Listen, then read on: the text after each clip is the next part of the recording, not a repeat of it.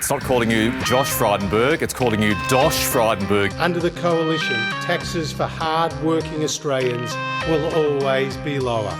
You know, I don't hold a hose, mate, and I don't sit in the control room. They're answers that only can come from Victoria, I'm afraid, because that's not my job. But I ain't spending any time, though, because in the meantime, every 3 months, a person is torn to pieces by a crocodile in North Queensland. Well, g'day, listeners, and welcome once again to the Two Jacks. It's episode 97, where we take a good look around things in Australia and then have a good look around the rest of the world to see what's going on there. And joining me, as usual, is Hong Kong Jack, all the way in Hong Kong. How are you, mate? I'm good. There you go. And you've been chomping at the bit. We do apologise to our listeners. I took a brief break to visit the homeland in New Zealand for a week. Came back just over the weekend. Glad to be home, but lovely place, New Zealand. Impossibly beautiful at times, and very strange and weird in others. So you were released. You were released without charge. There were a few problems. I had my baggage. My baggage did not make it to Queenstown with me. That meant that I had no clothes to wear besides the ones that I had on the flight, and they were not built for Queenstown. So I had to do a bit of shopping. Qantas have offered me $100 in compensation, but it cost me about $300 to replace what I thought might be the entire journey. But they did get the bag back to me a week later. Other than that, it all went pretty well. Now, Jack, I just want to talk to you about this story. It's a breaking story. Can I just say $100 for a pair of jandals is pretty good. Pair of jandals, well. That's all you need. No, you'll need a bit more. It's a bit cool. Gets a bit cool in Queenstown.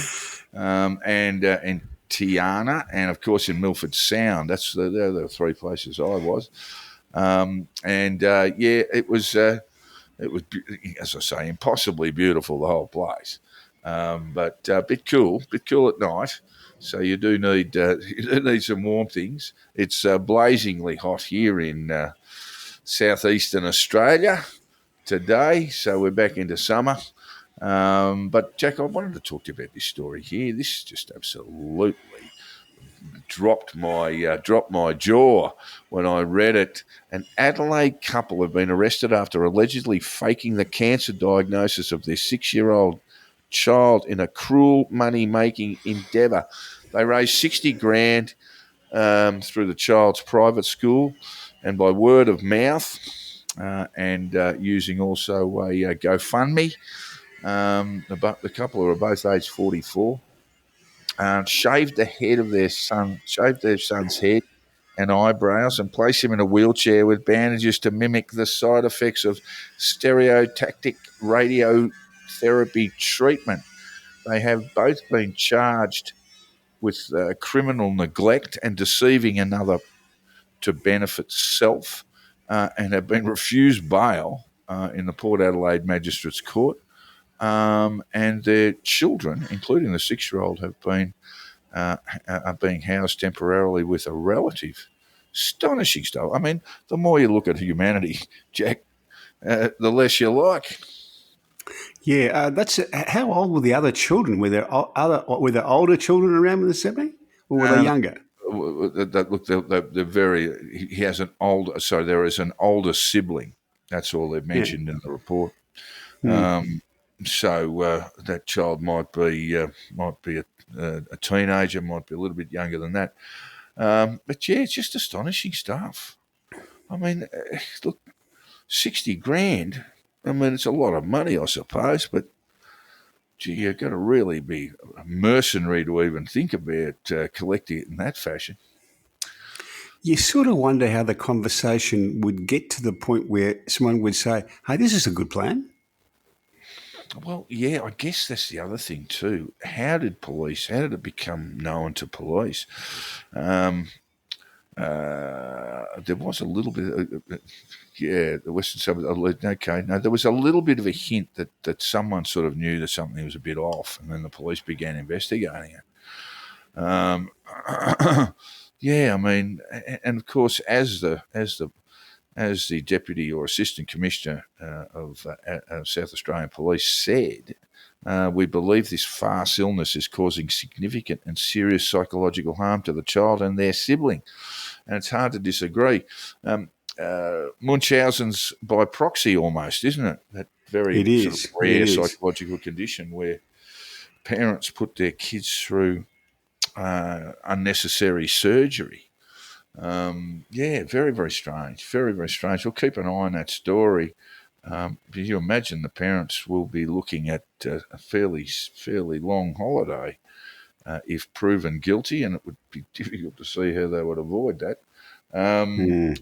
So we will see how that all goes, Jack. Meanwhile, the Australian has got a bit of an exclusive. They've got the opposition's nuclear energy plan, which the opposition, Peter Dutton, claims will cost $264 billion less to reach net zero by 2050 than the Labor's renewables only policy. They will release their costings today, but they've obviously passed them on to the Oz today or last night. The plan assumes that the first nuclear power plant to replace retiring coal would be operational by 2036. And then modelling shows the plan to roll out nuclear as a firming source of baseload power would be 44% cheaper than Labor's renewables-only transition. I just wanted to have a look at the modelling. The modelling report, the second in a series of energy modelling conducted by the independent economic outfit Frontier Economics and commissioned by the coalition, assumes nuclear would contribute 38% of energy generation in Australia by 2050. The CSIRO seems to have a different view, Jack, as does the electricity generator in this country. The regulator, electricity generational regulator, yeah. Mm-hmm. They seem to have a different view about this. But let's just look at the timing, mate. The first one could be operational by 2036. Now, that's a small modular nuclear reactor they're referring to, and they're saying if it was a major one, it would only be another 2 years. But let's just look at the timing. We've got 2020. We're in 2024 at the moment, so they're proposing a 12-year layoff. Let's imagine they get into power in 2025. They will have to negotiate with the states. They will need to legislate themselves in the federal parliament, and they will need to negotiate with the states. Pretty much all of whom have said no, we're not going to do this. So what I'm saying is that 12-year period gets down to 10 very, very quickly, even if everything went swimmingly. And when we look at the average period for construction of a large-scale nuclear plant, it's about 8 years in China, Jack, and overall about 9. Those countries who've got pre-existing nuclear energy tend to be much quicker. But, of course, in the States, we've seen one that took 22 years and one in the UK that's taken over 20 years and counting. So you would imagine that the Parliamentary Budget Office would have a look at these things too. I would expect so. There's also, reading in the Daily Telegraph, some analysis there today that is basically saying that a lot of the principles on which the modelling is based show that the Australian economy will be smaller than Labor believes it will be in the ensuing decades. Have they given a free hit to Chris Bowen? This is always going to be the coalition's hardest sale, isn't it? Have they given a free kick to Chris Bowen? Well, he needs one. He's not travelling well. It's a very okay. great. I mean, he's going okay. He was on 7:30 this week with the opposition spokesman on climate change or energy, I think it is. And Pat O'Brien, he wasn't giving much away, but he was not across the numbers as much as Bowen was, to be honest.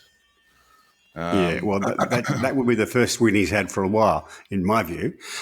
Look, this is a pretty brave move by the coalition to put this up. It's not something oppositions normally do. Is to put up proposals in details from opposition. I can't recall the last one. Perhaps the New South Wales Labor state government put up, or opposition put up their privatisation proposals from opposition, I recall. That's a long time ago, but I can't recall one since. Well, you would say that the Shorten opposition ran some reform proposals around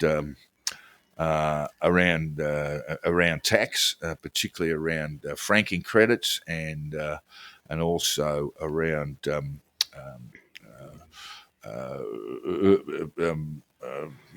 around housing as well, and they got knocked over. Part of the problem is, even if you accept that this is a genuine policy, it sits up there and is ripe to be knocked off. It is. Bill Shorten's proposals weren't as big as this, but they were still knocked off. And it's a risky political move, but it's going to be interesting to see how the politics of this play out. At the moment, it doesn't seem to be hurting Dutton, but we'll have to wait and see. Yeah, we'll have to wait and see on this. We've got a little bit of a section here to talk about. People are saying that there is a lot of talk about an LNP minority government. I wouldn't imagine if he is in minority government that he could get this through. That would be the first problem. But again, that remains to be seen. I'd go back a step from that. I don't think there's a pathway for a Liberal minority government because there really of what isn't, unless they knock off the six teals. But even if the numbers are right, where no one's got a majority, and even if the Liberals are the biggest Liberal National Party are the biggest single party, what will happen is that the Labor Prime Minister will go to the Governor General and advise that they can continue to form a government, and the Governor General will commission them to form a government. Yeah, no, you've made that point before. But the only way they get to minority government is if a Labor Prime Minister says, "Look, we haven't got a majority. You should give the other bloke a chance," and that won't happen. No, look, I understand that, but let's talk about the politics associated with this.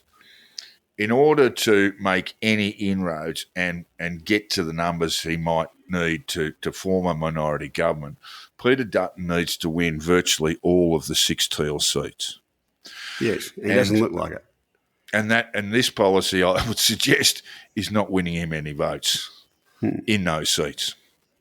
So it's a big, bold move. I know my former boss Chris Mitchell described it as a long suicide note, and we'll see how it all goes. It's going to be really interesting. I think a lot of the costings are a bit. Economic modelling, Jack. What do we make of economic modelling? Is it just a piece of fantasy generally, isn't it?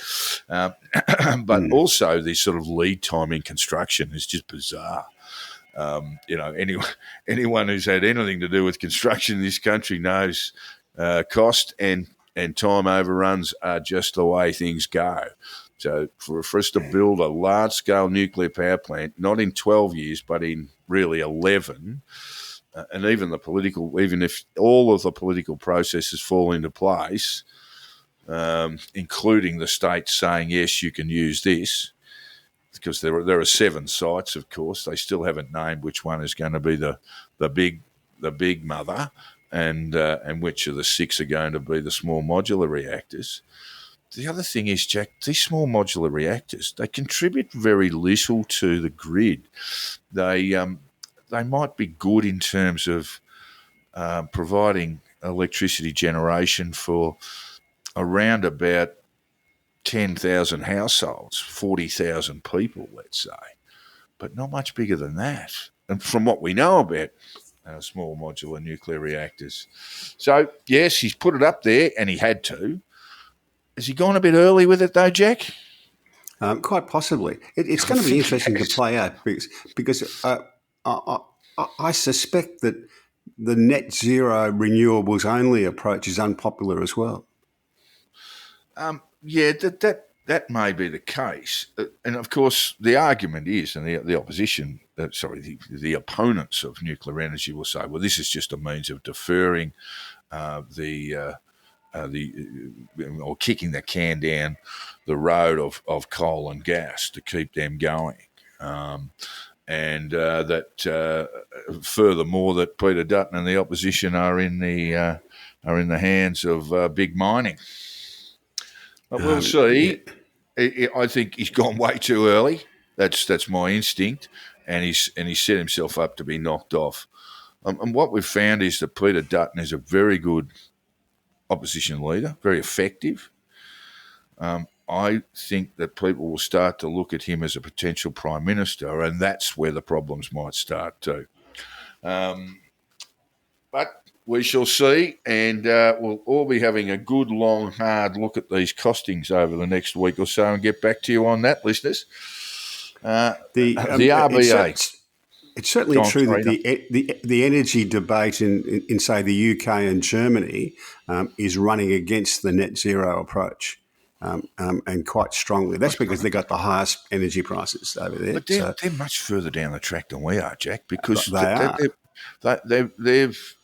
we had basically 10 years of nothing under the Abbott, Turnbull, Morrison governments. I mean, we can talk about the disaster. It will be useful in time, but the pumped hydro disaster around the Snowy Mountain scheme, that is, the budget's blowing out.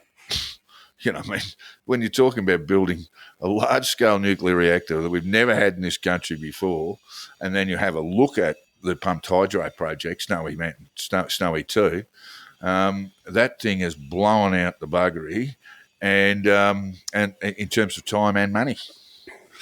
That's the only thing, really. That's the only initiative that Turnbull brought to the table. And really, Morrison had energy policy that he ran past. Was an extraordinary thing. I've never seen politics quite like it. But he gave the National Party, the minor coalition party, a week to basically kick it to death. So they haven't been great at this stuff, and I think as the Australian people are right to be pretty sceptical about how they're going down this pathway. But we'll see. There's going to be a lot of analysis, a lot of op-eds in the meantime. Now, the RBA, Jack, is it grinding the economy into the dust, or is the government growing the public sector too fast? There's a fair bit of debate about this on the in the op-ed pages, this sort of stuff. I don't think either thing are true, by the way. No, I don't think so either. But certainly there is not a view. It's more than that. I would say the reality of it is that the RBA went too late on interest rate rises post-pandemic, and then had to be too brutal. And now there were some statements made by the boss there at the RBA saying that they were pretty happy with where inflation is, but they're not going to make any changes to interest rates this year. We'd sort of predicted this a couple of months out, and possibly it's a way of looking at things down the track. I think we get this sort of media obsession about interest rates. And if you're an investor, you want interest rates to be pretty high. You know, bring on the 10%, bring on Keating's 17%. But if you're a homeowner and you've got a mortgage, obviously you don't want that, and that's going to put a lot of squeeze on it. There's winners and losers every time, whether interest rates go up or whether they go down. The self-managed retirees want high interest rates, for instance. They love a high interest rate. Yeah. Hmm. Look, the RBA, I mean, the business of monetary policy is rather brutal. You know, it's like hitting a walnut with a sledgehammer. By this business of consistently on a monthly basis, sort of raising interest rates because they got their timing wrong in the first place. So it's a rather brutal method of stopping inflation, but it has mixed results. And then the other side of that coin is the fiscal policy driven by government and government spending. When we look at government spending as opposed to what it was in the previous government, the Morrison government, there's not much growth there at all. No, I don't think either party are addressing the issue that needs to be addressed. I think we're back where we were in the late 70s and the early 80s. Productivity and economic growth. Yes. Yeah. Yeah, and the way to get economic growth is productivity. We need a Hawke and Keating in there, and neither party has one. Well, we do have a prime minister who likes to play tennis, and of course Hawke used to whack the ball over the net a fair bit too. Very good sportsman himself, but it's I think that's where the parallels kind of end, isn't it? I don't think Jim Chalmers is collecting Second Empire clocks. That's true enough too. Look, Albo was, of course, notoriously playing tennis in Cottesloe after attending a fundraiser the previous night. Seen playing tennis on a Saturday afternoon in Western Australia, had meetings on that day. Of course, we had the arson attack on the synagogue in Ripponlea, Jack. And it wasn't a good look, was it, for Albo to be away for that period of time? He did go to the synagogue, or what's left of it, 5 days after the attack. There were people in the building in the synagogue when the arson attack took place. So that's how dangerous it was. And I just think 5 days was just extraordinarily long. Am I too old to suggest that what should have happened was a national address broadcast, an address from the PM broadcast to the nation on this? I think that's probably justified. I wouldn't say absolutely justified, but probably. It always seems to me that prime ministers get marked badly for this sort of stuff when they've got other problems as well. Yeah. That if things are going pretty well and people have got confidence in you, the fact that you were having a hit at the Cottesloe Tennis Club, which apparently is the swishest tennis club in Perth, on that day wouldn't matter much. But when you've got other reasons for people to lose a bit of trust in you, then it does matter. I think it's a bit more serious than that, Jack. The burning of a synagogue, I mean, the symbolism of it is just awful. And really, I think I cannot believe it. Albanese said on the Friday, now it was not a known terrorist event. There's a number of hoops police and the agencies have to go through to establish that. Patton said, that's the Victorian Police Commissioner, said that as of Friday morning, all he had to go on was a crime scene, and that's fair enough.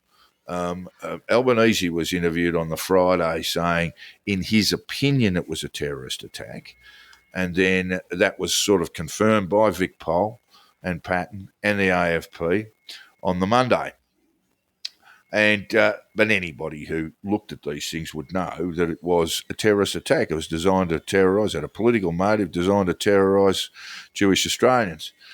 And and I just think anyone with any sense in the PMO would have said to Albo, listen, you need to cancel this. You need to get to Melbourne. You need to get to Ripponlea. You need to get to the synagogue. Let some of your highly talented speechwriters write a speech and and make that sort of powerful resolution that this is totally unacceptable, and we need to redouble our efforts as a nation to ensure that people aren't persecuted on the basis of religious or ethnic beliefs or their ethnicity.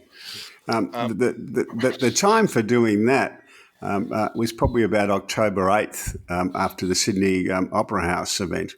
Well, I think a lot of people made mistakes in that period, Jack, and the New South Wales Premier Chris Minns has actually said that he made a mistake there in the first instance when there were pro-Palestinian rallies and an Israeli supporter sort of set upon, and he was the only one dragged away by police. I don't think he was charged. This is not a peculiarly Australian problem. There's a long piece in, I can't remember which newspaper in Canada this week. They think they've got and they have a terrible problem with Jew hatred. Let's lose that the word anti-Semitism. It's outright Jew hatred, and so does the UK, and so does a fair bit of Europe. I think so. I couldn't disagree with you, Jack. But across all of those countries, they haven't had a synagogue burnt.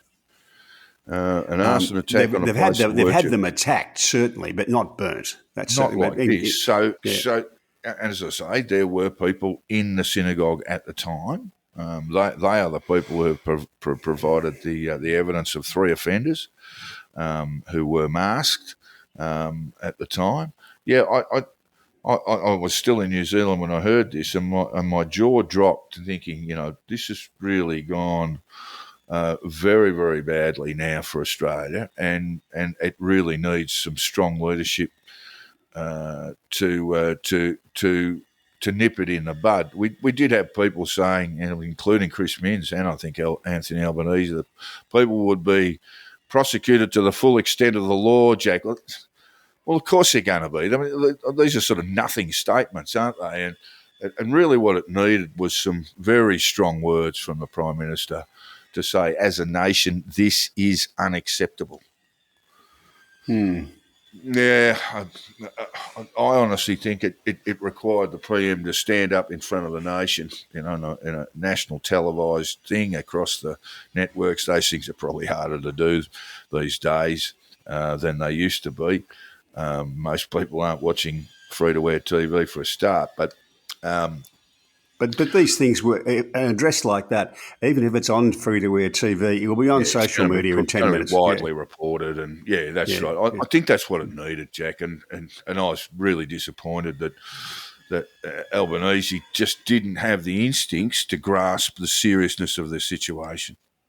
I don't think that tennis was important. I think he needed to maybe, He just didn't need to go to Perth. Yeah. He didn't need to go to Perth. He needed to go to Melbourne, not Perth. And I think that's a profound failure. And in fact, it led to Pearls and Irritations, which is a sort of centrist sort of blog, Jack. Oh, gee, centrist is a bit of a stretch. It's very progressive. Very progressive, and well, it's mainly retired senior civil servants who run it, and they make a lot of the contributions. It's a good place for information. You look at it more than I do, to be honest. But they've said he's got to go. Yeah, Albo must go. Was that in response to the synagogue? Well, his failure to act in a timely fashion on the synagogue attack, amongst other things. Right. It was a pretty wide-ranging. I mean, it certainly wasn't on my bingo card to open Pearls and Irritations and find a headline "Elbow must go." It was most unlikely, but yeah. In the end, the writer, who seems to be getting some support, suggested that we don't want a Rudd Gillard Rudd situation. He was calling for a Bill Hayden-like relinquishment of power. Yeah, that's silly, really, isn't it? I mean, that's just plain silly. I mean, you basically have to stick a gun against Elbo's head to get that sort of agreement from him. So a little bit of fantasy stuff there from Pearls and Irritations, but there is, across the board, a genuine frustration about him. My little whispers, Jack, from Canberra, is that he is autocratic in the cabinet. So when we talk about the similarities between Hawke ending with his tennis playing prowess, Hawke was the great conciliator, wasn't he? I am told, and it is circumstantial sort of stuff, two people away, that he is very autocratic, my way or the highway stuff in cabinet. And look, we've seen that to a degree with Tanya Plibersek, who is now becoming the minister for getting rolled. Hawke was, history tells us that Hawke was prepared to give his ministers a fair bit of leeway and believed that the Prime Minister should act as the chairperson in cabinet rather than to be laying down the law. And to be fair, he had a very much more talented cabinet than Albo's got. I don't see lack of talent being an issue there. But I fully acknowledge that Hawke's ministries 1, 2, and 3 and 4 were just burgeoning with talent. And look, that may change things, but it's all about for me. It's about a process. Yes. One thing we'll probably take a look at next week. What do we got just before Christmas? Is it's likely that Albo will intervene against Tanya Plibersek's call on, which has caused all sorts of problems for the Tasmanian salmon industry. Peter Dutton was there this week, as was Albo, and they reckon they've got a seat to win down there. That's Labor, seat of Braddon, and it would look like he's going to roll Plibersek over that call, which I would think is actually pretty sensible. I mean, those with a decent memory will remember how John Howard sidestepped Mark Latham and got agreements from the CFMEU in Tasmania about Old Forest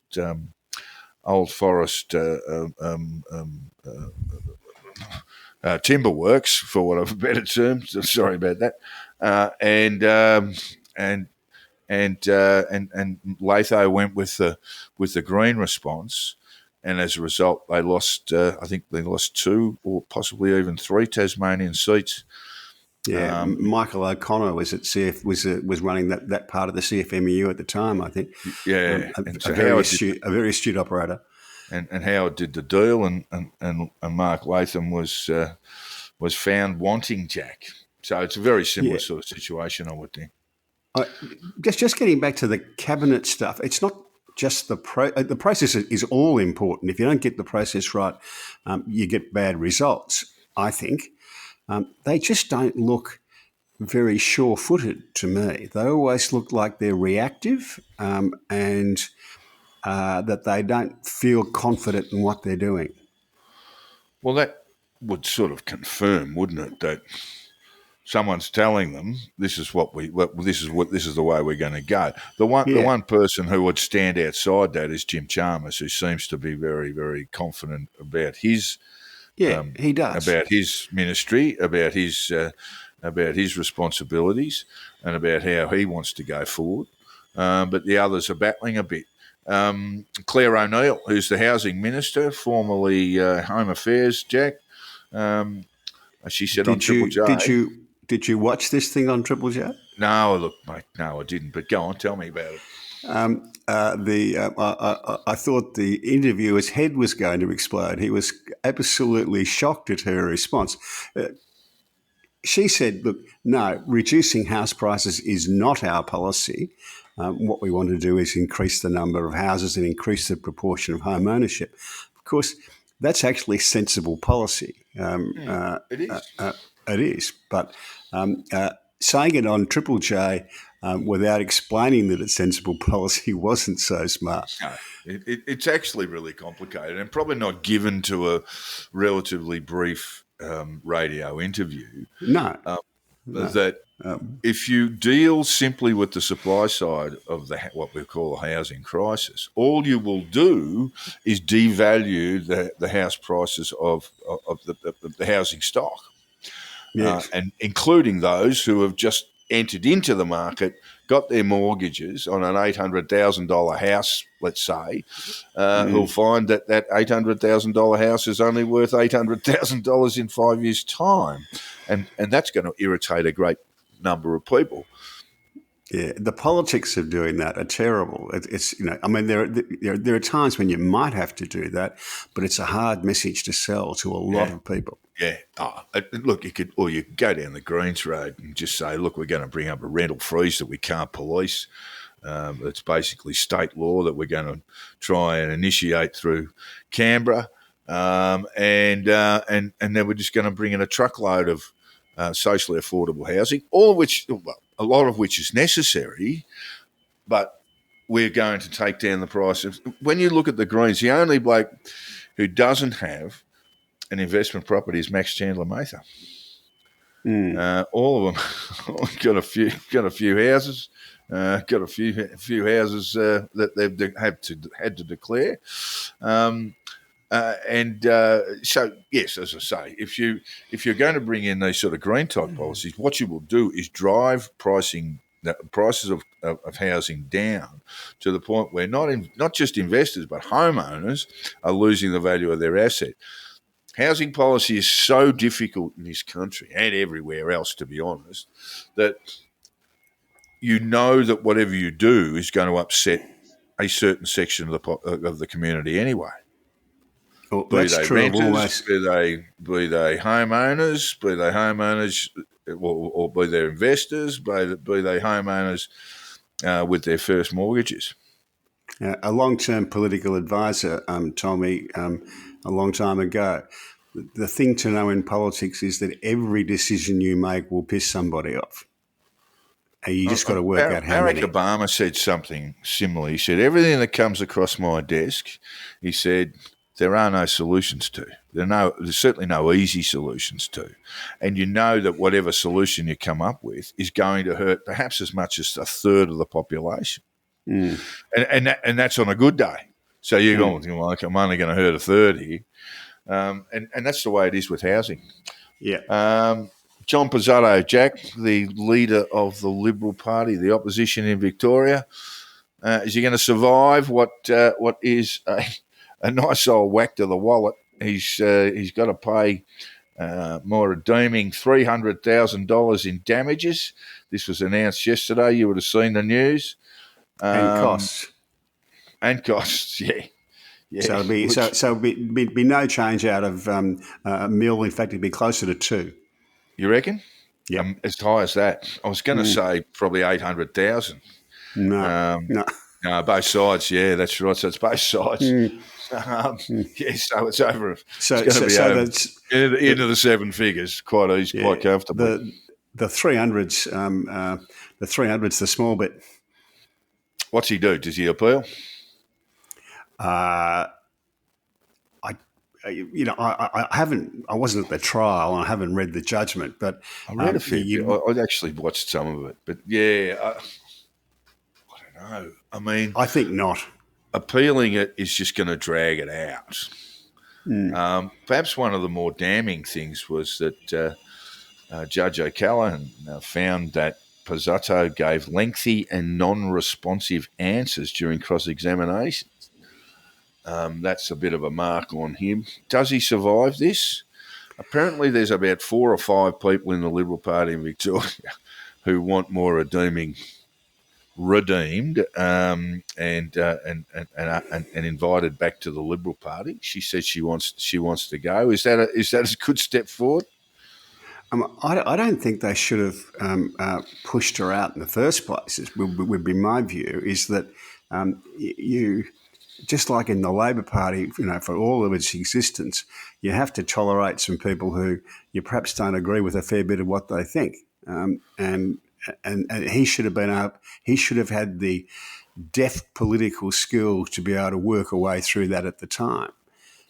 Just to remind our listeners, the action to remove her from the party, expel her from the party, it was a successful spill motion that was carried by the party itself. Did I say spill?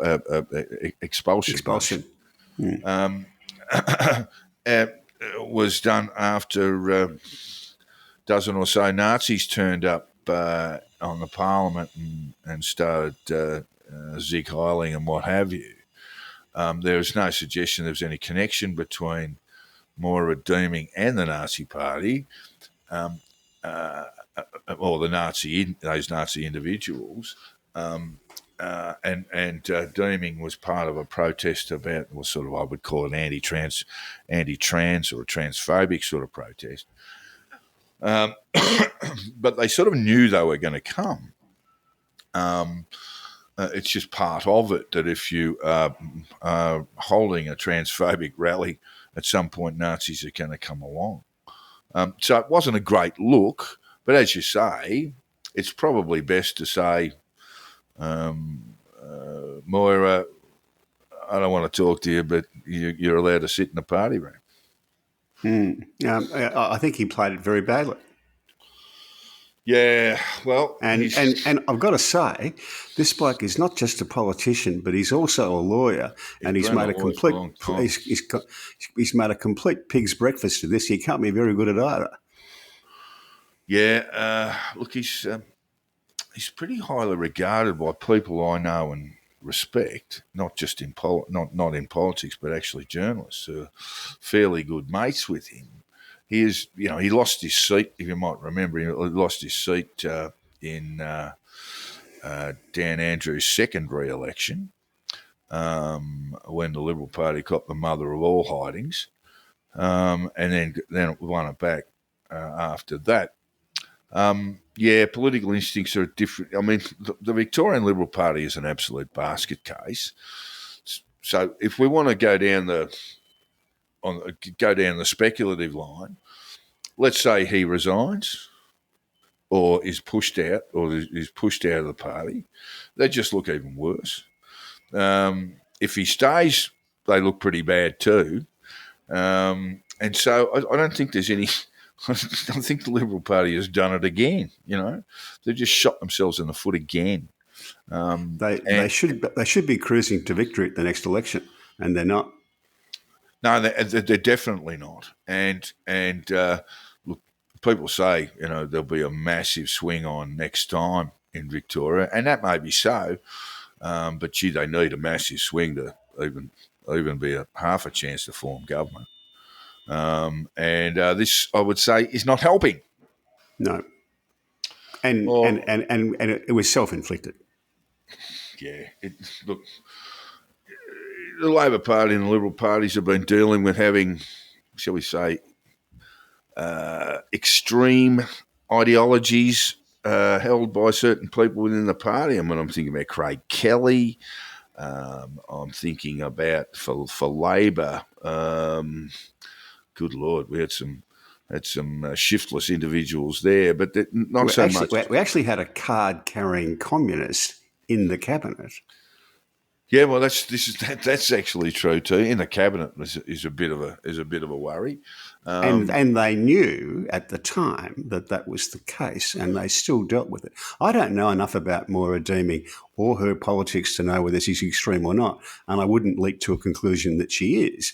But even if she has views that you don't agree with, a political party of the size of the Liberal Party or the Labor Party has to be big enough and capable enough to manage a situation. Pizzuto shouldn't have kicked her out of the party, and even when he did, even when she issued the writ for defamation, there should have been a way to fix the problem. Well, yes, absolutely right in this particular case. But when you do have people of, shall we say, harsher views than the core of the party, you give them enough rope and then you stitch them up in pre-selection later on. Or you just push them into the socialist left faction, which we used to do, where I was, I don't know that Moira would be all that comfortable. She'd be reaching for the champagne pretty quickly there, just to give herself a bit of a drink. All right, enough of the Liberal Party in Victoria's woes. They are many and manifest, and really Victorians are basically pulling their hair out. because they just don't have. There's no serious alternative to what's in power at the moment. In power state, and this is a situation where it looks to me like the Labor government's on the nose, and the Premier's very unpopular. This should be not quite a gimme, but it should be a pretty good result for them, and they're not looking like it. well, what happens is pretty much what happened in the last election, but perhaps on a grander scale, is that the safer Labor seats have big swings against them, but not enough to unseat them, with the exception of a handful. And what we might call the middle or swing seats, sort of no change. That's that's sort of what it's looking like. But we need to go overseas now, Jack. Notre Dame Cathedral has its renovation after the terrible fire. And there was a huge collection of VIPs, monarchs, presidents. Was Biden there? No, I don't think he was. He wasn't. I've got to say, just before we start, that the cathedral looks even better than it was when I was there last. It looks magnificent. I saw Musk wandering into it because Musk was there with the Trump coterie, and he sort of wandered along, looking a little bit bored, and he thought, "Oh, I better have a look up," and because in a cathedral, looking up, you're going to find some fairly interesting things. And there he was. He was sort of looking vaguely interested. But yes, it looks terrific. Looks magnificent. Yeah. I noticed this because I was a little bit surprised to see the president-elect of the United States there. Apparently, it looked like representing. I mean, Jill Biden was there, but President Biden was not. And not only did Trump look like he was representing the United States, but all of the other leaders who were there dutifully lined up to shake his hand like he was the Pope walking along, or the Pope or the Queen walking along. Yeah. But they didn't quite kiss the ring, but they looked as though they would if they were asked. Did you see him? Did you see the handshake with Macron? I did. There's this kind of blokey thing going on there, Jack, where they just grab each other. Yeah. This has been going on for a long time, where Macron and Trump just grab each other and see how hard they can squeeze each other's hands. Yeah, I'm just waiting for them to bump chests like the football players. I don't know who'd win that one, but anyway. Trump would have the weight on his side. Macron's a little bit smaller, I think. Yes, I think so. Yes, he's probably a weight division or three down. United States, Jack, Joe Biden pardons the son, and there have been an enormous number of pardons done of essentially nameless people, but the one that caught, or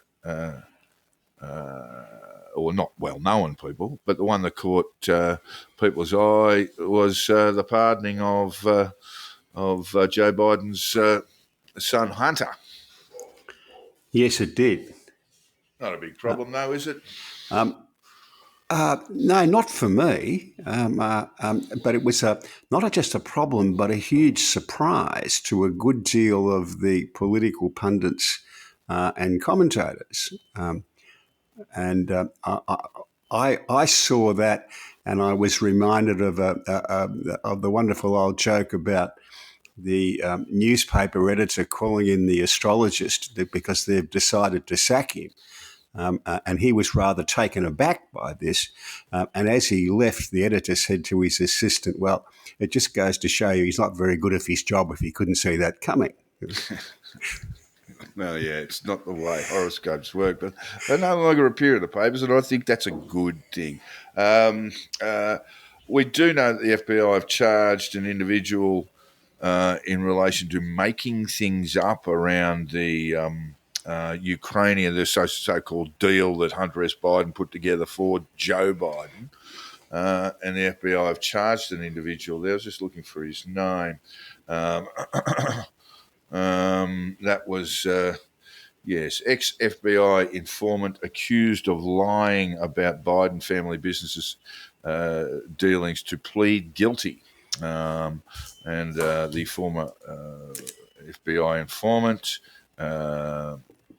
Alexander Smirnov. That's right. He's got that wonderful name, Smirnov. Sounds like should be knocking out bottles of vodka. And he's been tried with just basically making all these things up. But that's not what Hunter Biden was being charged with. Hunter Biden was being charged with tax evasion. Yeah, the notable thing to me about the pardon was that it wasn't just for the charges he's got in front of him, but it ran back to a specific date 11 years ago, and the date is when he started to get involved with the Burisma, the Ukrainian company. So the pardon covers him from anything he might be charged with arising over that entire 11-year period. Okay. Well, at the same time, it looks like that's unusual. Well, at the same time, it looks like Alexander Smirnov has been making up quite a lot of stuff. So it may well have been a political sort of witch hunt in the first place, to use a Trumpism. There is a push going on in the White House and in politics for Biden now to pardon in the same way in advance before he leaves office anybody who they think might be prosecuted by Trump, by the new incoming administration, including, I might add, Hillary Clinton. Bill Clinton was on The View yesterday saying that he knew nothing about this, but he clearly did. So that's interesting. I just find the whole business of pardons, certainly of individuals, to be bizarre, Jack. Presidential pardons. And there's no limit on them. So no, it's not. Well, no one knows whether there's a limit because it's never been tested, and I doubt the Supreme Court would touch it. So, one good thing I think Joe Biden did was to pardon anyone who'd had a marijuana possession conviction against their names that would have affected their ability to work and so forth. I think that was a sensible thing to do. But when it comes down to individuals, and Bill Clinton, you want to go back that far, pardoned sort of former business partners and things like that, it sort of reeks of corruption. Famously, Mark Rich at midnight on his last night as president. Mark Rich was a dodgy businessman who, at that stage, I think, had taken up residence in Switzerland to avoid going back to the United States, and he was pardoned. There were allegations at the time that this was in fact a bought pardon. I don't know the truth of that, and probably only a few people do. But I don't think it's too big of a deal. The better result is if incoming governments refrain from prosecuting their predecessors, because that is the sort of thing that goes on in third world countries. If that becomes a model, it's just, it just becomes tit for tat stuff, doesn't it? Yes, it does. And dispatching your political opponents off to jail has got that Western African coup feel about it, doesn't it? And that ruins the process because people then will hang on to power no matter what if they know they're going to be whacked up in jail or worse. Worse. Good people won't come forward to run in politics. Yeah, that's correct. Hopefully, Trump was interviewed during the week a couple of times actually, and he sort of played down any sort of investigation of Biden. But the rest, he said he'd have a look-see, particularly around the Congressional Committee that found he had misconducted himself around the January 6th stuff. The transition, the appointments are coming thick and fast. I saw a poll, for what it's worth. 2 out of 10 people want Hesketh, 20%. 3 out of 10 want Tulsi Gabbard in her position. And the latest one, Jack, you'll enjoy this. This is Tiffany Trump's father-in-law. he's been appointed as Middle East advisor, which is not an appointment that would require confirmation, Senate confirmation. I don't think. No, it's not. But he's often been described. His name is Massad Boulos, and he's often been described, including in the New York Times, as a billionaire. It turns out he's actually a small-time truck salesman in Nigeria, Jack. Company made Boulos is chief executive of SCOA Nigeria PLC, company that sells trucks and heavy machinery in Nigeria and is controlled by Boulos's father-in-law, who doesn't actually run the business himself. The company made less than $66,000 in profit last year and is valued at $865,000. Trump has claimed Boulos is an accomplished lawyer and a highly respected leader in the business world with extensive experience on the international scene. He might be a millionaire at least before it's over. Oh, I dare say he will be a millionaire once this is over. But once again, we're getting into this area of are these people going to be any good? And the more we look at, I mean, the Wall Street Journal has gone really gone quite hard on this nomination process, Trump's nomination process, because it has been a shambles. And it got to the point where I think Donald had to get on the blower to Rupert and ask him to be a little bit gentler, but Rupert would have given the stock answer, "I'll leave it to my editors." It's an answer he's been giving for 50, 60 years. That's right. So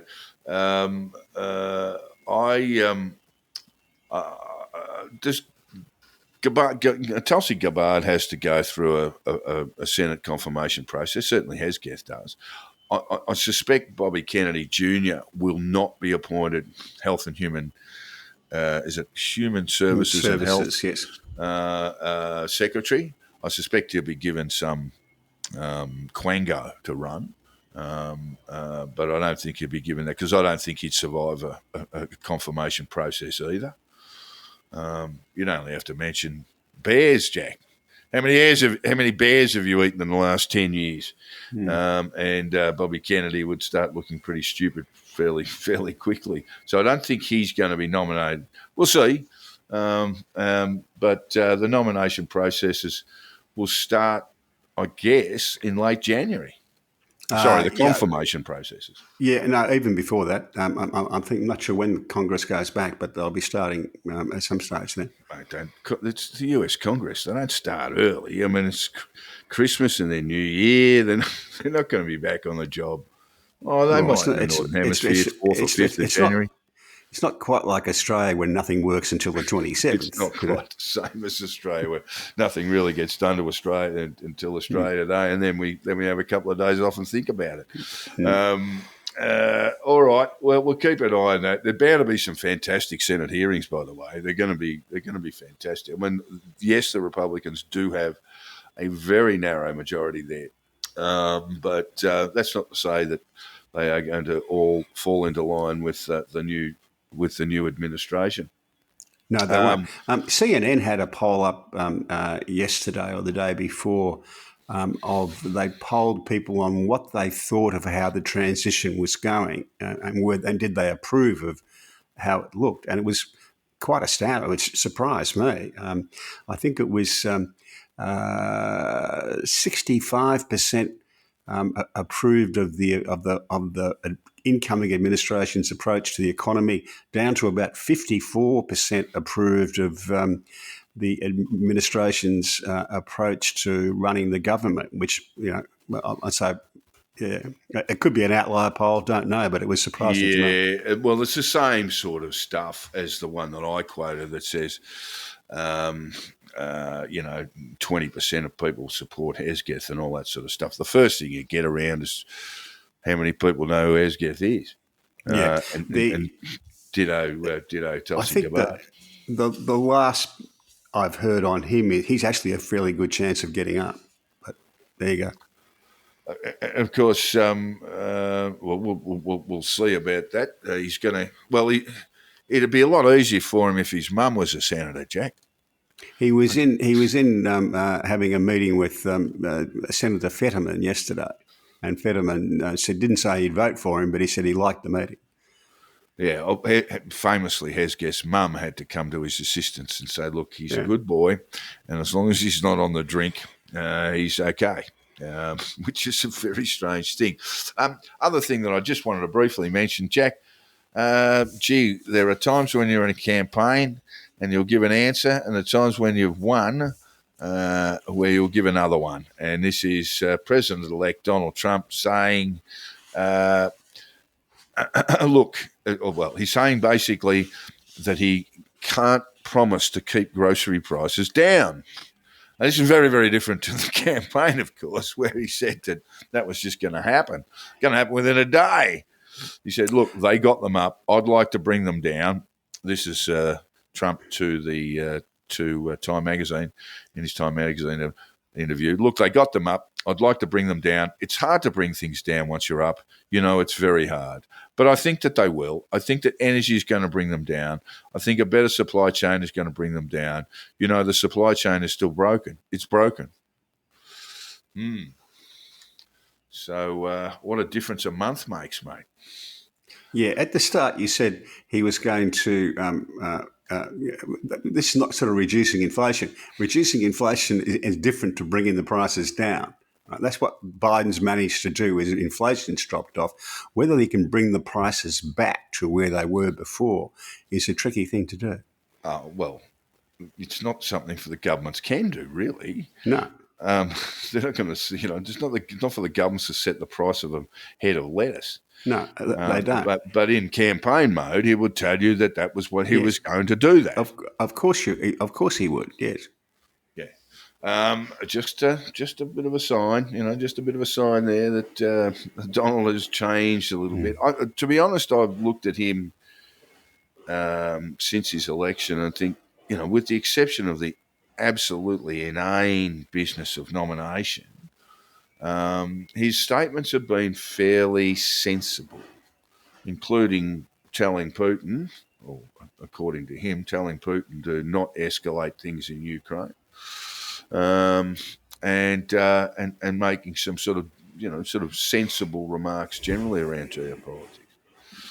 Including those around NATO. If they continue to pay their way, we'd like to be in NATO. We'll see how this all pans out. Yeah, that was the subtext of the CNN polling, that people have liked what he's had to say since the election. Yeah, we did see... that's different to the nomination process, by the way. Yeah, it is. That's right. Yeah. We did see a fairly sensible Donald Trump throughout the 2016-2017 process as president-elect. And things went a little bit pear-shaped as he got into power. We'll see how that all goes. And one thing that'll be on his list of considerations is Syria, Jack. The first thing I've got to say is that when these tyrannies fall, by gee, it's quick, isn't it? I mean, the rebels took Aleppo 3 weeks ago, and then they just walked straight into Damascus, and Assad was on a burner to Moscow. There's an explanation for this. It's called preference falsification and preference cascade. The preference falsification happens when you get an autocratic government and everyone pretends to go along with it because they don't actually know how much opposition there is. But then when it becomes apparent that the opposition to it is widespread, the whole thing cascades and falls apart in no time at all. Very, very quickly. And I mean, I was just trying to think of some other examples. Ferdinand Marcos the first in the Philippines. Ceausescu in Romania. Ceausescu in Romania is a perfect example.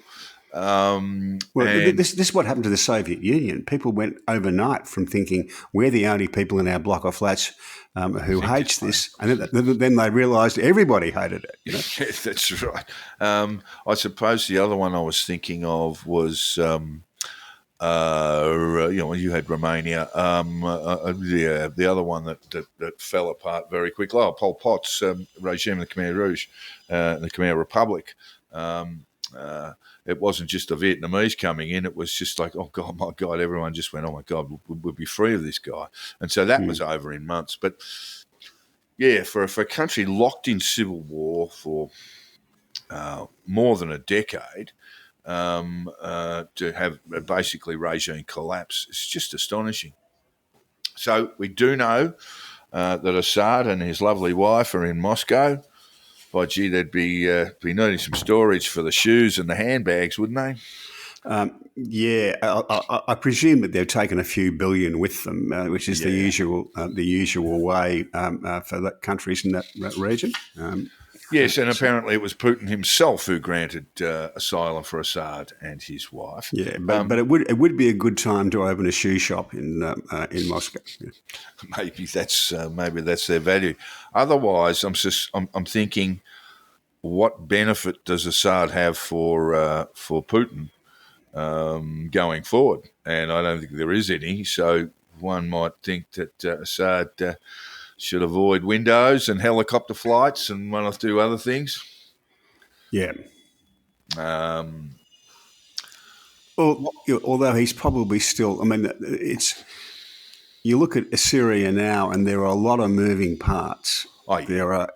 And Assad will have some support.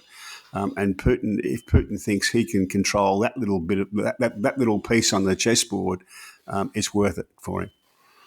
Well, the Syrian rebels are a bit of a mix of what's called the Free Syrian Army, but there are a number of moving parts to it. It includes Kurds, who are not friendly with the Turks, and vice versa, and the Islamist group Hayat Tahrir al-Sham, in their early days, seem to have approached this with a fair amount of moderation, Jack.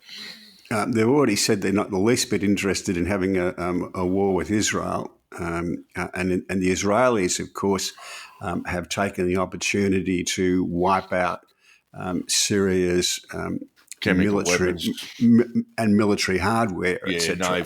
naval stuff, and apparently Air Force, chemical weapons plants, and things all that kind of stuff. That's all gone.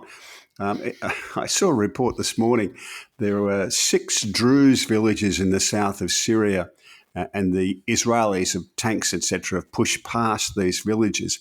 And the 6 villages had a meeting and agreed unanimously to ask the Israelis to stay. They want to be part of Israel. Want to be part of Israel? That's going to be an interesting little point of tension. Because from the Druze point of view, they think that it would be safer there than seeing what turns up in Syria. So the rebels, Jack, they did rip into the Iranian embassy, tore that apart, pillaged that, but not the Russian one, and not the Turkish one, and not the American one, and not the Israeli one. That's a bit of a sign, isn't it? The Russian embassy would have been safe because there was an agreement reached to allow safe passage of all of the Russian troops and their military equipment out. And that included the embassy. So there's been a lot of talk about winners and losers, but we are basically in this scene at the moment where we're really not sure what's going to happen. And I know some of the most well-informed commentators around the place are saying just that. You know, we're not quite sure where it's just going to go. But if we're looking at winners and losers straight away in a geopolitical sense, Russia a major loss of face here, and potentially even worse if they do at some point lose their naval base in Syria. You would also say it's probably been a boon for the Turks, and America the United States, pretty much going to sit this one out. There are, of course, American troops in southern Syria, and they are sort of working with the Kurds. But who's the biggest loser so far? You'd have to say Russia. Iran. Oh, well, yeah. I mean, but they were kind of on the bottom of the ladder anyway. You know, it was just like they'd had another loss. This is a serious blow for Putin. Putin has a major problem in Georgia with democracy protests there, and very willing they are too. He's losing 1,500 troops a day in eastern Ukraine.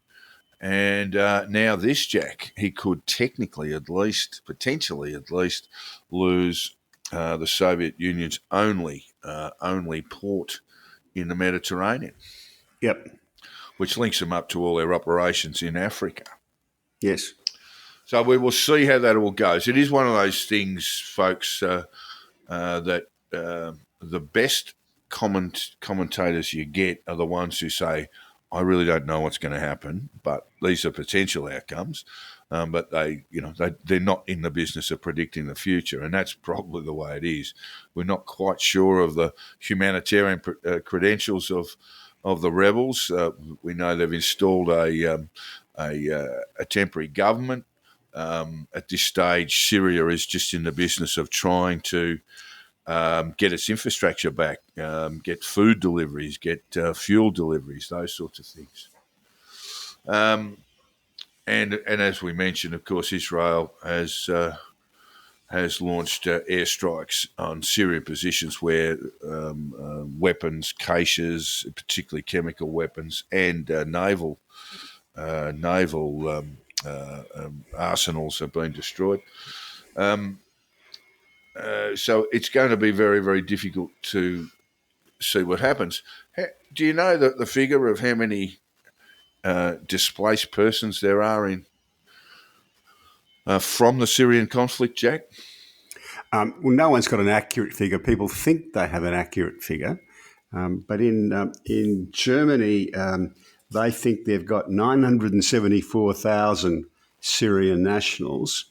But of course, I read that figure and said they've got 974,000 people who told them they were Syrian nationals.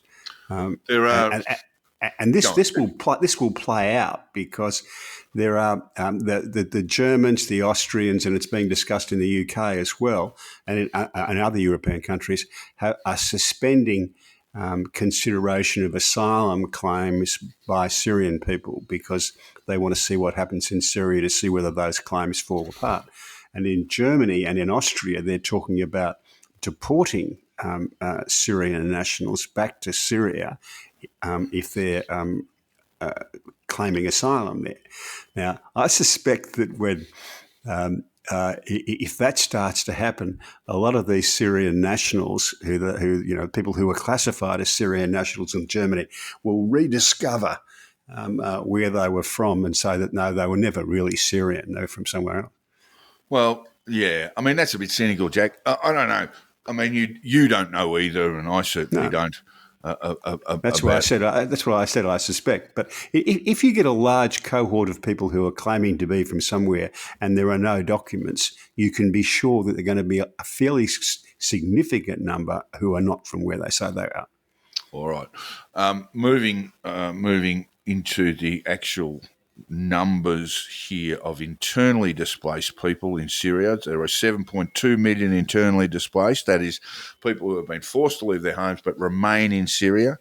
Yep. 7.2 million there. You've got 3 million Syrian refugees in Turkey.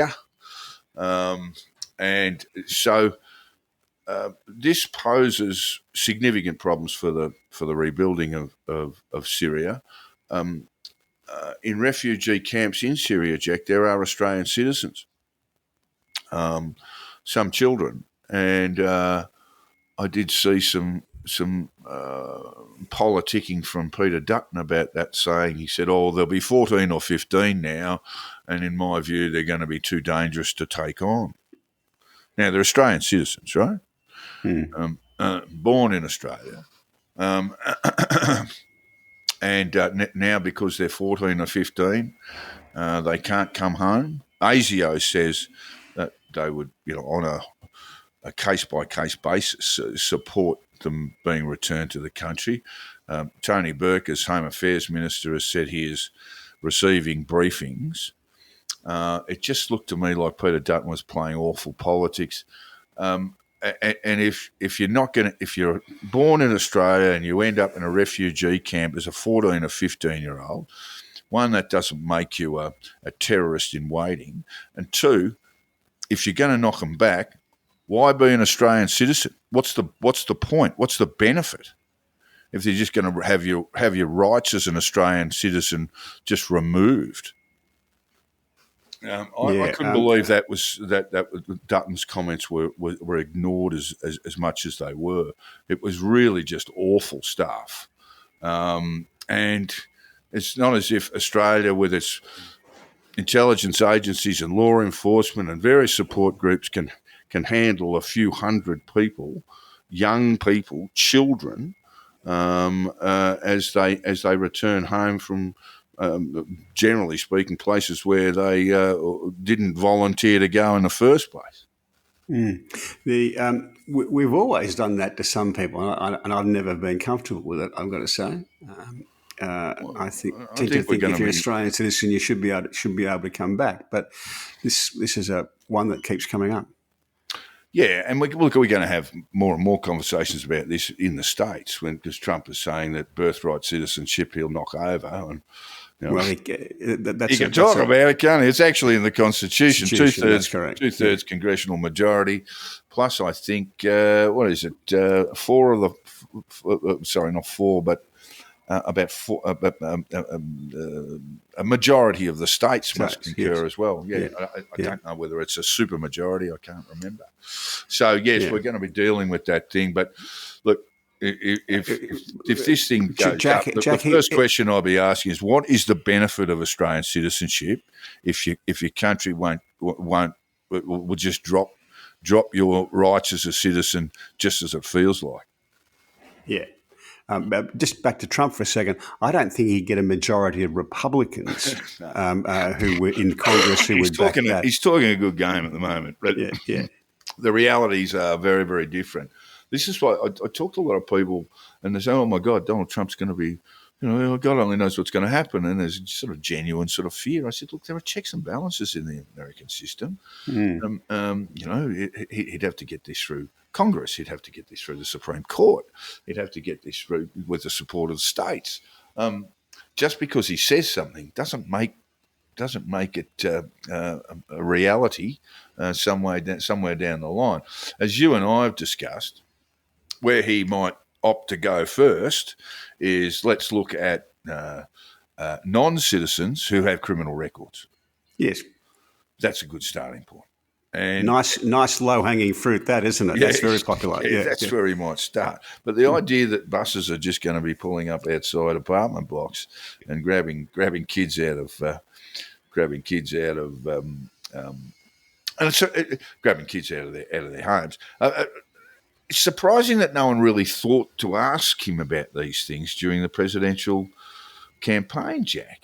Well, I've seen pundits on television who seem to think that there will be buses going around DC picking up journalists to take them away and put them in camps. And you think, whatever you're drinking, just put a bit more water with it, thank you. Yeah, well, it must be the Christmas season, Jack, because we've been blathering on about Syria. We've got a fair bit to get through, which we might just flick to next week, including a sort of discussion point about the shortcomings of incumbency, that incumbent governments are being booted out left, right and centre around the world, largely on cost of living basis. But we'll have a decent chat about that. Are we going to do our 3 books for Christmas? We are going to do our 3 books for Christmas. What do you got?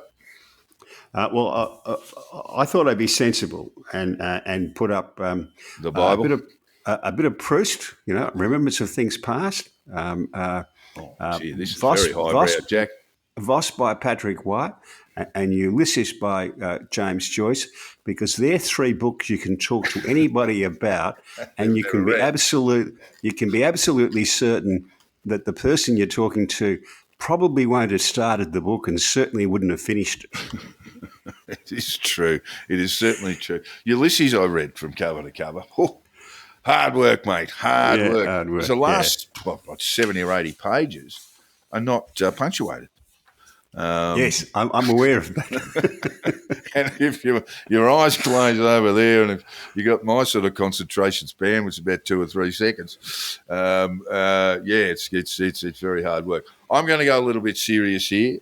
My first recommendation is actually a trilogy. I could just leave it at this, but Power of the Dog by Don Winslow.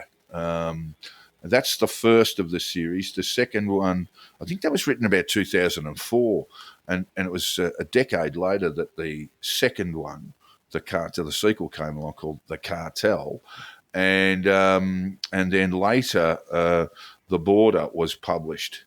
And so this is all Mexico cartels dripping with blood, sort of airport novel stuff, but very, very, very, very well written. So The Power of the Dog is your starting point, folks. And if you want to go a bit further, it is very bloody and awful, The Cartel and The Border. Winslow has sold the rights to a group of people, and there's nothing in production yet, but Ridley Scott is part of the production group to work with this. So it's likely to be the sort of next kind of Breaking Bad type television series. Go on. Can I just give my books that these are the books I would really take with me. These are the 4 books that stayed with me in hospital for about 3 months, because when you're feeling pretty rubbish, these are the ones I pick up. Pride and Prejudice. Yes. Very funny book. Phineas Finn by Anthony Trollope. Great primer on politics.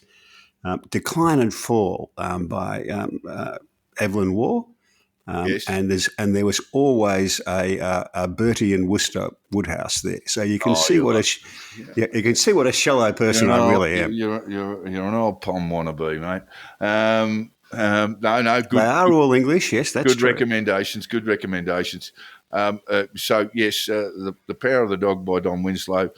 My second suggestion is a book by Patrick Redden Keefe called Say Nothing. Patrick Redden Keefe. Get hold of anything he writes. He's a magnificent factual writer.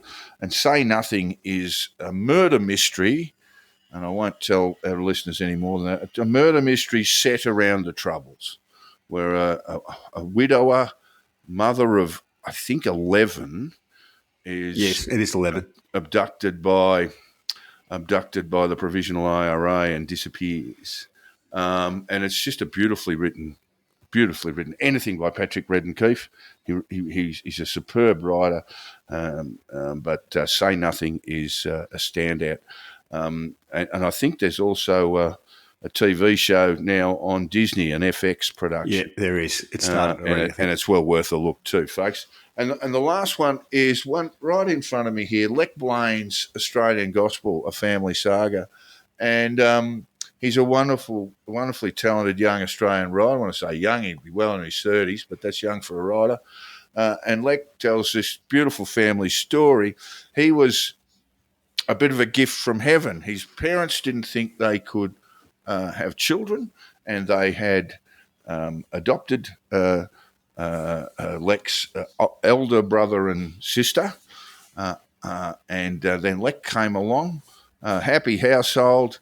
Dad was a publican in Toowoomba, lots of love of sport and all this sort of stuff. But the 2 siblings, the adoptees, were their biological parents were cult leaders, and they basically set about just irritating the Blaine family no end. Not irritating, they basically were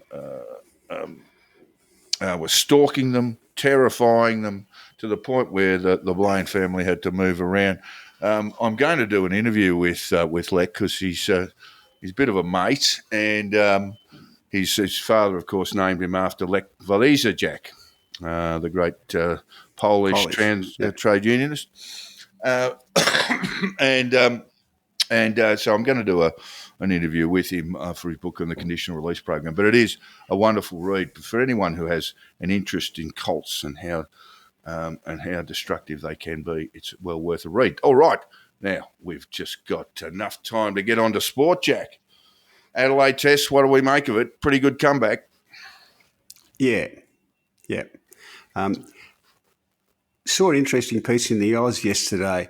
They were tracking how the Australian bowlers go in tests 3, 4 and 5 over a series, and the answer is they fall away. So this will be interesting to see. Well, it's really interesting, Jack, because I look at the great Indian bowler, Jasprit Bumrah, and I'm looking at him at the Gabba, and then I'm looking at him in the MCG on Boxing Day, and thinking, mate, I don't know if your body's going to handle this, that he may have to be rested. They're sort of resting him and nursing him through. He wasn't at training the other day and all this sort of stuff. But I would think this is an issue more for India than Australia because Bumrah is the standout bowler. Now, the word is for the Gabba, which starts tomorrow as we record. This is Black Friday, December 2024. Then the test starts tomorrow. That Hazelwood has been pronounced fit, and that would mean Scotty Boland moves, Jack. Yeah, and comes back in for Melbourne, presumably.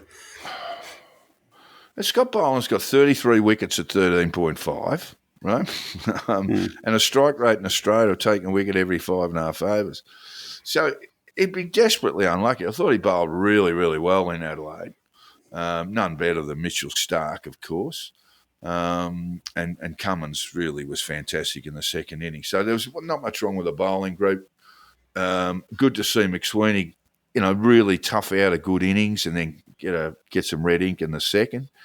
We've still got issues around Smith. Labuschagne seemed to have worked out some of his problems. And Mitch Marsh is playing and he said will bowl. He needs to get some runs. So there's just a bit of... I was talking to Blake yesterday. He said, I'm not so worried about the Australian 11 against India at this particular time. I'm more worried about how they're going to set up to win the Ashes next year. And that's a pretty good point, I thought, because there may well be a few retirements. There may well be a few enforced retirements by then. And it's not as if the cupboard's bare around the country. There's plenty of good players around, but you need to get them into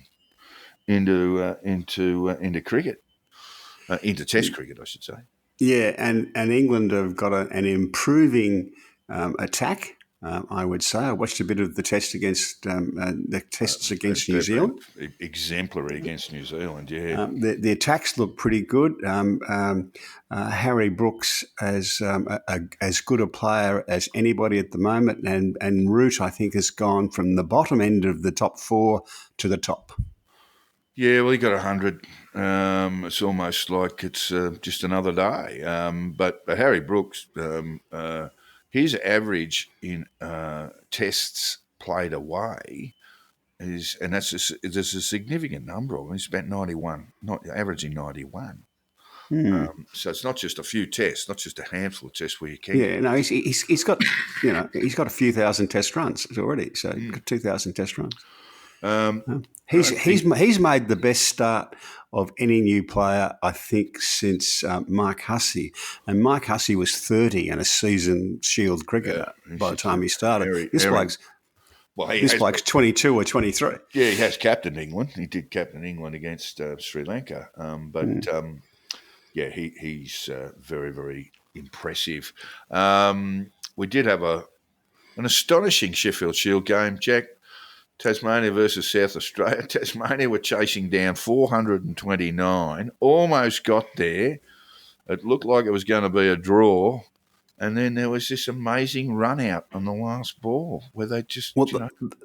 They lost 4 wickets in the last couple of overs, last 3 overs, I think. There's a bit of panic, right? There's a bit of panic going on. Yeah. But the last ball, they needed 4 to win. They needed 4 to win. Yeah. 4 to win.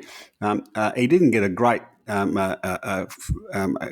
at it. He didn't get piece of it. Yeah, so he didn't get a great piece of it. It's and now gone the for blokes one. decided to go for two, which wouldn't have given them a win either. Wouldn't No, even give them a draw No. or a tie.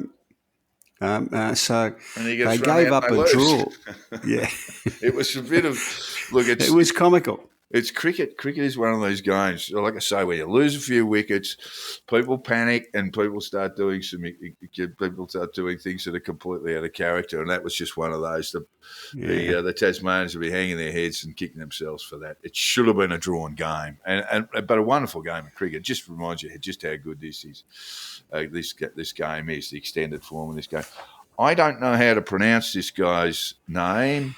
I checked this. Gout. Tell me. No, it's Gout. It is Gout. I had a look at one of the sports stations in Melbourne was interviewing someone, and they had a call from the trainer of the guy, and he says it's Gout. Oh, good. I'm glad that, because I thought, in the typical Australian callers, Mien, that just bugger up his name. So it is Gout. He's how old is he, Jack? 18?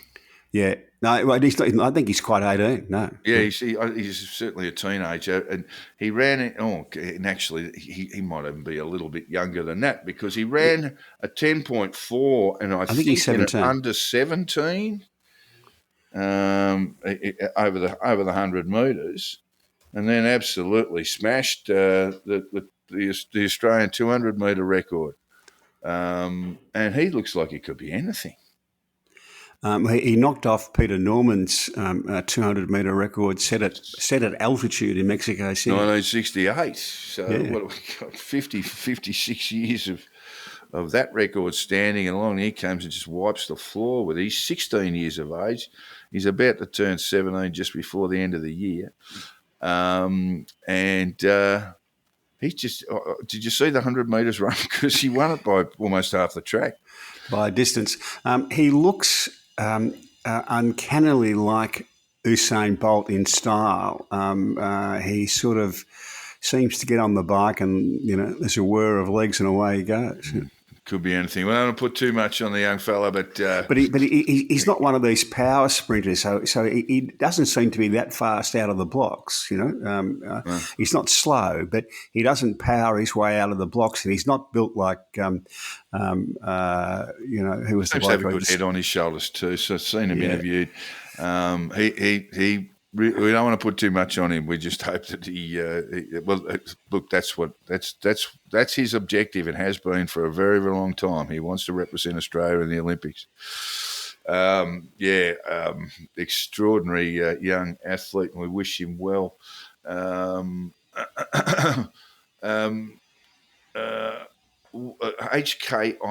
What do we got there, Jack?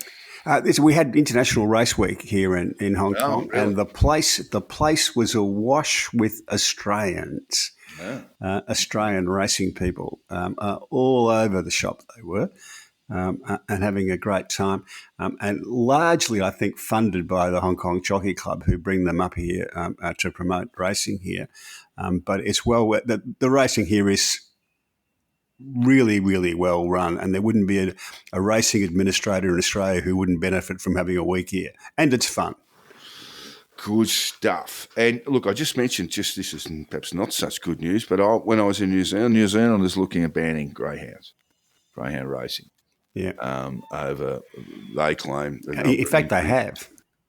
They have now, have they? Yeah. Yes, they have. I thought it was just a proposed move, because the New Zealand government, Jack, the Conservative government that was voted in over a year ago, they've got a lot of policies that they haven't done anything much about. So that's probably why I thought this hasn't happened.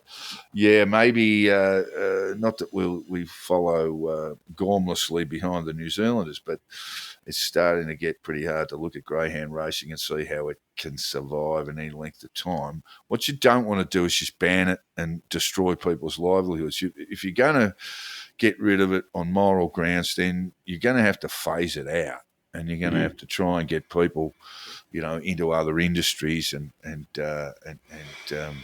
so forth. So I'm not a big fan of banning anything.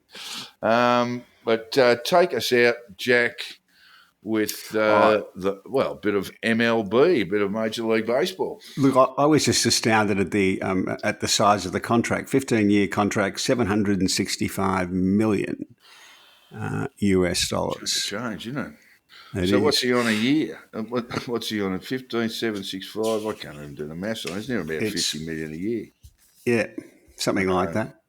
But can we go out with a bit of Kelvin McKenzie? I follow Kelvin on the Twitter, on X. You might remember him. He was the editor of the London Sun for quite some time, and he has that tabloid editor's nose for the story that's a bit interesting. So he's well worth a follow. But this is one he put up the other day, and it's from the UK, so it really applies to UK law.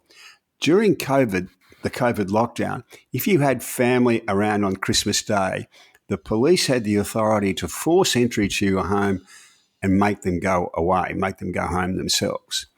And he asked, does anyone know if this service is still available, and do you have to book? Maybe in Victoria, Jack. Maybe in Victoria. All right, well, that takes us out. We are going to do one more show. We'll get that out. Geez, it'll be hitting your airwaves just around Christmas time. So we will spare you the Christmas wishes at this point. So we will be back next week with a show out by probably about the 22nd, 23rd. But for now, that's it for us. You know how to get hold of us by now. Our regular listeners do. You can get hold of me on X. I think I'm also on the other one, Jack, whatever that's called. Blue Sky? Blue Sky. I think I'm on that too. I haven't spent a lot of time in it. And, of course, you can get hold of Jack through his Substack as well. So you'll find all that stuff because you're clever people. And we just want to say thank you for listening, and we'll be back next week with more. Cheers, folks. See ya.